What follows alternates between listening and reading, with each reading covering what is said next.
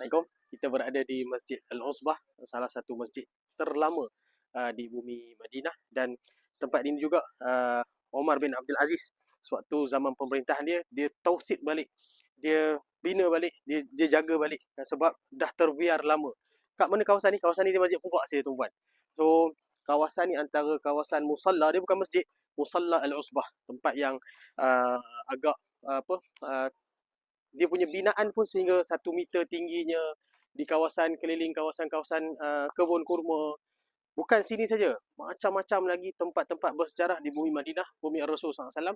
Lagi-lagi diawali, lagi-lagi di Quba. Jadi insyaAllah bila kita datang, insyaAllah di Masjid Al-Haram Travel itu sebenarnya kita bawa banyak tempat. Contohnya hari pertama ziarah dah pergi ke Masjid Quba, Bukit Uhud, Masjid Qiblatain, Masjid Juh Pasar Kurma, Ladang Kurma.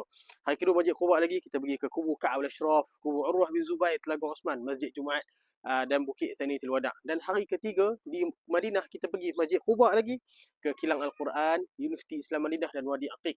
Kan? Dan hari ni pun alhamdulillah tadi kita sempat makan tengah hari di Wadi Aqiq, alhamdulillah kan. Itu private lah, private. Kalau jemaah ramai-ramai kita tak bawa lah kat situ untuk makan. Tapi kita lalu kita ziarah Wadi Al-Mubarakah. Moga-moga kita juga diberkati Allah Subhanahu Wa Taala, rancang perjalanan kita sebaik mungkin. Kami di Mursyid Al-Haram Travel Tours menyediakan bukan sekadar lawatan, tetapi kita cuba beri yang terbaik. Sebab tu sehingga 3 kali Masjid Quba. Ada orang tanya kita, kenapa Ustaz 3 kali Masjid Quba? Kita sebut Nabi SAW dalam satu hadis, man tatahhara fi baitihi thumma ata Masjid Quba fasalla fihi kana lahu ka ajr umrah. Barang siapa yang berwuduk pada tempat tinggal dia, pergi Masjid Quba, solat 2 rakaat, dapat pahala umrah. Jadi tuan-puan, bersama dengan Mursyid Al-Haram Travel Tours, kita cuba susun sebaik mungkin program supaya kita balik membawa suatu makna yang sangat best bersama dengan Mursyid Al-Haram Travel Tours. Assalamualaikum warahmatullahi wabarakatuh.